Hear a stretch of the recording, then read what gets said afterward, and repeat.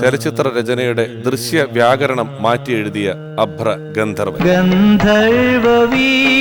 വെള്ള ഫിയറ്റ് വണ്ടിയിൽ cooling glass ഒക്കെ വെച്ച് സുമുഖനായ നാച്ചുറലായിട്ടൊരു അടുപ്പമുണ്ടായി. കൊച്ചുപിള്ളേർ തമ്മിലുള്ള അടുപ്പം എന്ന് വേണമെങ്കിൽ പറയാം. ഇതുമാതിരി ഒരു ലെജൻഡറി ഡയറക്ടർ കിട്ടുന്നത് ഭാഗ്യമാണ്. സാധാരണ ലൈഫില് ഒരിക്കലും വഴക്കിടാത്തവരാ. എന്നെയൊക്കെ വഴക്ക് പറയും. നിന്നെ എന്തിനാ സെലക്ട് ചെയ്തു? Because of your eyes only. ഇവിടെ വേറെ ഒരു പൊണ്ണും കിടക്കാതാ. പപ്പേട്ടനെ ആദ്യമായിട്ട് പരിചയപ്പെടുന്നത് വിഷ്വൽ ഞാൻ ഒരിക്കലും മറക്കില്ല.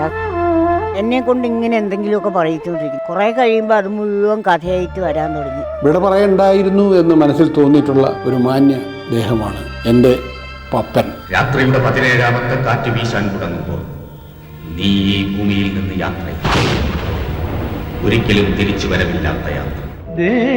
ഓർമ്മയിൽ നിന്നും വ്യാഴാഴ്ച രാത്രി 9 മണിക്ക്.